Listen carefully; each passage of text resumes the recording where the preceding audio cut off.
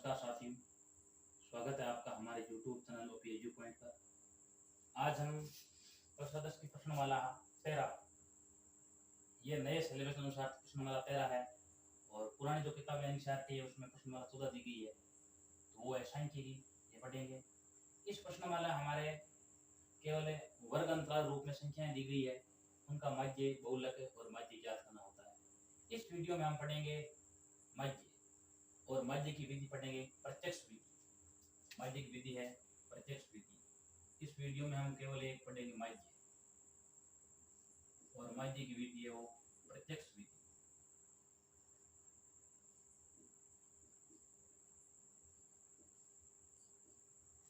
तो प्रत्यक्ष विधि में इस माध्य को तीन विधियां होती है। वैसे तो प्रत्यक्ष विधि भी है, कल्पित विधि है और पद विचलन विधि भी है, लेकिन इस वीडियो में हम यहाँ पर केवल एक प्रत्यक्ष विधि पढ़ेंगे। शुरू करें प्रत्यक्ष विधि को। सवाल नंबर 1 दिया गया आपके सामने। यहाँ पर ये पदों की संख्या दी गई है 0 से 2, 2 यानी वर्ग अंतराल रूप में दिया गया है। ये 0 से 2, 2 से 4, 4 से इस प्रकार दिया गया है। और ये घरों की संख्या है, ये किसका मान है? बारंबारता का मान है, और इसको यहाँ लिख देते हैं fi। fi का अर्थ यहाँ क्या है? ये देखो f1 का मान है, f2 का मान है, f3 का मान है, f4 का मान है। इस प्रकार i का मान 1 2 3 4 5 आगे से आगे बढ़ता रहता है।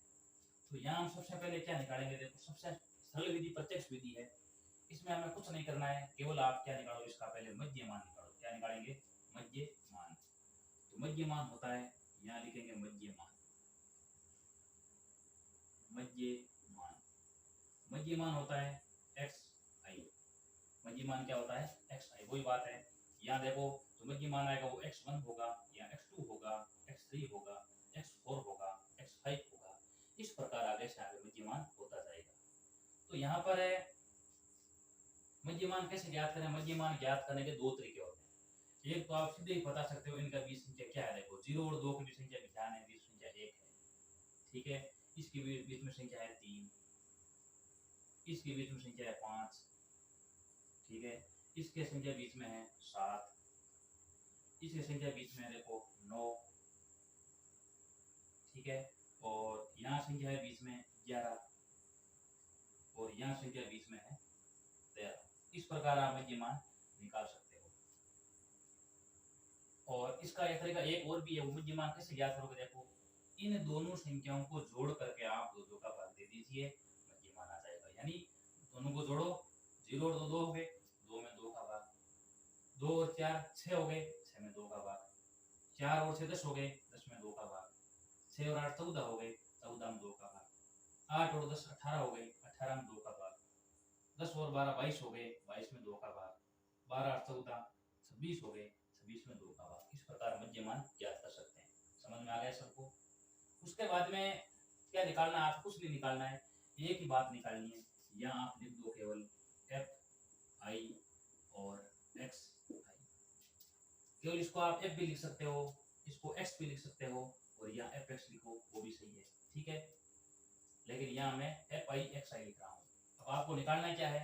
fi xi। इसका अर्थ क्या है? आप केवल fi xi क्या कर दो? आप गुणा कर दो। चलो गुणा कर देते हैं। 1 को गुणा करेंगे 1 से, 1, 2 को 3 से गुणा करेंगे 6, 5 को 1 से गुणा करेंगे 5, 7 को 5 से गुणा करेंगे ये आएगा देखो 35, 9 को गुणा करेंगे 6 से ये आएगा 54, 11 को गुणा करेंगे 2 से ये आएगा 22, और 13 को गुणा करेंगे 3 से ये आएगा 39। सारे हो गए। अब आपको दो के योग निकालना है। एक तो योग निकालना है f का, और एक निकालना है fi xi का। यानी ये योग होगा, यहाँ आप लिख दो सिग्मा fi। सिग्मा का अर्थ है इन संख्याओं का योगफल। तो यहाँ आप किसका योगफल निकालोगे? Sigma fi। यानी f का योगफल निकालो, वो सिग्मा fi हो जाएगा। जोड़ दो इनको, 3 4 5 9 15 और 5 कितने हो गए? 20। यानी सिग्मा fi का मान आ चुका है 20। और यहाँ आप किसको जोड़ोगे? यहाँ जोड़ोगे सिग्मा fi और xi को भी जोड़ोगे। fi xi का मान कैसे जोड़ेंगे? देखो, ये सारे इकाई अंक है, इनको पहले जोड़ दो, बाद में दाइयों को जोड़ देते हैं। देखो 7 5 12 17 21 23, 23 9 कितना हो गए? 32, 32 का 2, 3 हासिल बन गई, 3 3 6 2 8 5 13 और 3 कितने हो गए? 16। यानी मान आ रहा है 162 हो रहा है। अब आप माध्य कैसे ज्ञात करोगे? माध्य बराबर सूत्र आपको यहाँ पर लगाना है sigma f i x i बट्टे सिग्मा एफ आई। सूत्र हो गया। अब उसके बाद में यहाँ पर क्या करोगे, आपके सामने सिग्मा एफ आई एक्स आई का मान है, या केवल आप सिग्मा एफ एक्स भी लिख सकते हो बटा सिग्मा एफ लिखो, वो भी सही है। तो सिग्मा एफ आई एक्स आई का मान हमारे पास में 162 है, तो यहाँ आप लिख दो 162 बटे सिग्मा एफ आई का मान आपके पास में कितना, देखो 20 आ चुका है, तो यहाँ पर लिख दो आप 20। तो ये किसका मान आ रहा है, मध्य बराबर। उसके बाद में क्या होगा, देखो इन दोनों में 2 का भाग दे दो, 2 का भाग, ये देखो यहाँ जाएगा 81 बार और नीचे जाएगा 10 बार, बटा में 0 1 है, 1 बार पॉइंट, उसका उत्तर क्या आ जाएगा 8.1, यानी जो मध्य आ रहा है उस मध्य का आंसर क्या आएगा 8.1 आएगा। ये कौन सी विधि कंप्लीट हुई है, केवल एक प्रत्यक्ष विधि कंप्लीट हो चुकी है। आराम से करना आपको, ठीक है। अब चाहे प्रश्न कैसे ही हो, आप आराम से दौड़ते हुए इस प्रकार कर सकते हो। पदों की संख्या, यानी ये वर्गतल किताब में दे रखा होगा, घरों की संख्या f का मान किताब प्रश्न में दे रखा होगा, आपको केवल क्या निकालना है, सीधे मध्यमान। मध्यमान आप सीधे भी ज्ञात कर सकते हो, और इन दोनों को जोड़ करके सब में 2 का भाग देकर भी मध्यमान ज्ञात कर सकते हो, काम सरल है बिल्कुल। उसके बाद में कुछ नहीं करना आपको, केवल f और x को क्या कर दो, गुणा, यानी ये हो जाएगा f आई और x आई।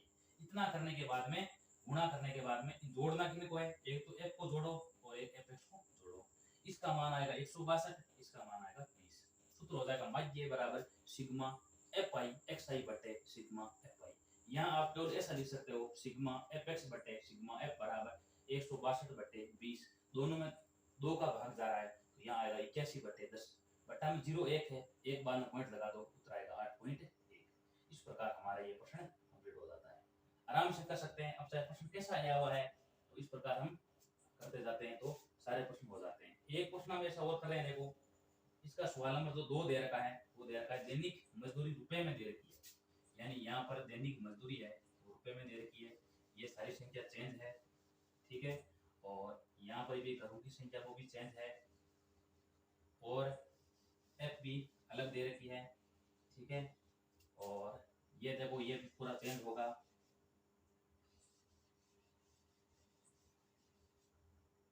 तो यहाँ पर हम प्रश्नों कर रहे हैं आगे प्रश्न नंबर 2 को। तो प्रश्न नंबर 2 क्या दे रखा है, दैनिक मजदूरी रुपए में दे रखी है, यानी यहाँ पर है दैनिक मजदूरी, दैनिक मजदूरी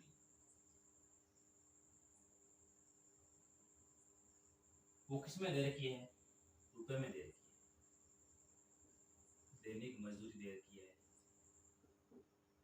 रुपए में दे रखी है।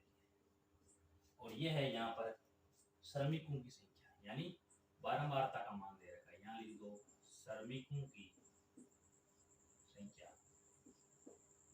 श्रमिकों की संख्या दे रखी है, ठीक है।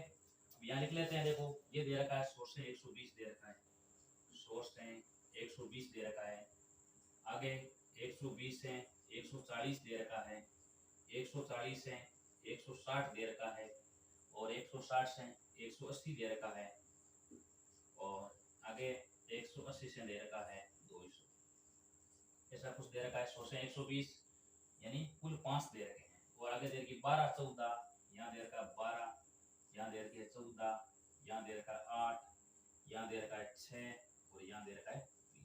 इतना ही दे रखा है आपको, और कुछ नहीं दे रखा है। आपको निकालना क्या है, वही है, केवल मध्य निकालना है। कौन सी विधि से निकालना है, केवल एक प्रत्यक्ष विधि से मध्य निकालना है, ठीक है। तो मध्य कैसे ज्ञात करेंगे बता दिया है। सबसे पहले आपको ये वर्ग अंतराल दिया गया है, पहले क्या निकालेंगे, मध्य मान यानी एक्स आई। मध्य मान बता दिया, सीधे भी ज्ञात कर सकते हो, और दोनों को जोड़ जोड़ करके 2 का भाग भी दे सकते हो। इसका मध्य मान क्या आएगा, देखो 110 आएगा, यहाँ मध्य मान आएगा 110, इनका मध्य मान क्या आएगा 130 आएगा, ठीक है। इसका मध्य मान क्या आएगा 150 आएगा, इसका मध्य मान क्या आएगा 170 आएगा, इसका मध्य मान क्या आएगा 190 आएगा, ठीक है। मध्य मान ज्ञात करने के बाद में मध्य मान ऐसे भी ज्ञात कर सकते हो, दोनों को जोड़ जोड़ करके 2 का भाग, जिस प्रकार ये 220 हो रहे हैं तो मध्य मान 110 आएगा। इनका 160 260 हो रहा है तो 130 आएगा, इनका देखो 300 हो रहा है तो 150 आ रहा है, ठीक है, इस प्रकार आप मध्यमान ज्ञात कर सकते हो आगे से आगे। उसके बाद में आपको निकालना क्या है, एफ आई एक्स आई, यानी एफ को एक्स से गुणा कर देना है। 12 को 11 से गुणा करेंगे तो ये आएगा 0, 12 को 2 से गुणा करेंगे 12 का 2, 12 और ये कितने हो गए 13, यानी ये हो गया 1320।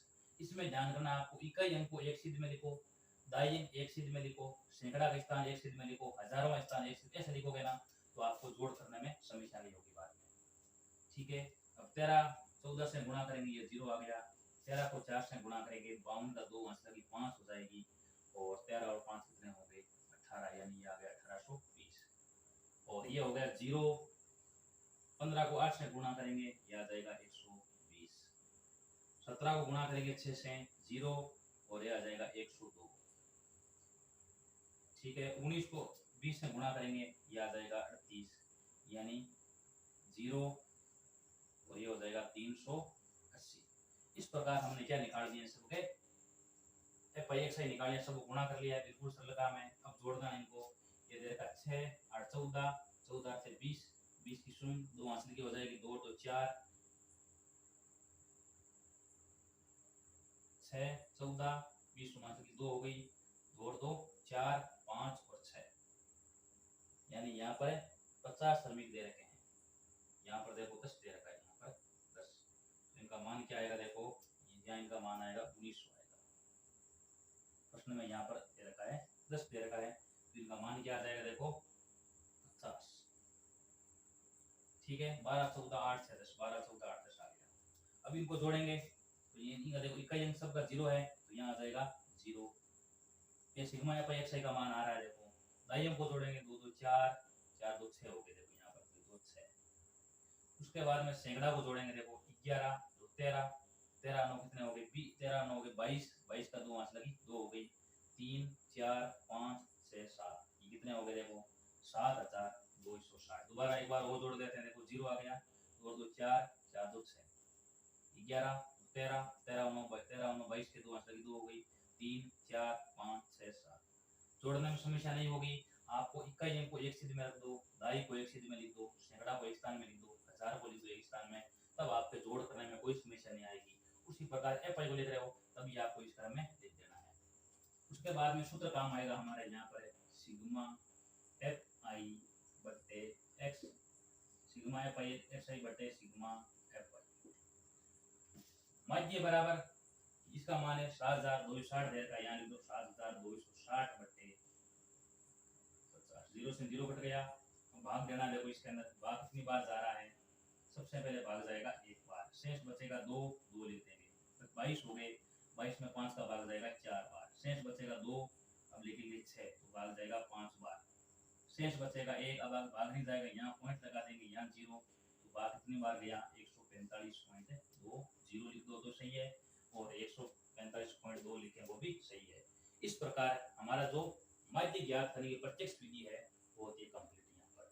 अब चाहे कैसे ही प्रश्न आ जाए, ठीक है, आराम से दौड़ते आप कर सकते हो। ठीक है, अब प्रश्न हमारा जो 14 पुरानी किताब में 14.1 दे रखी है, नई वाली में 13.1 दे रखी है।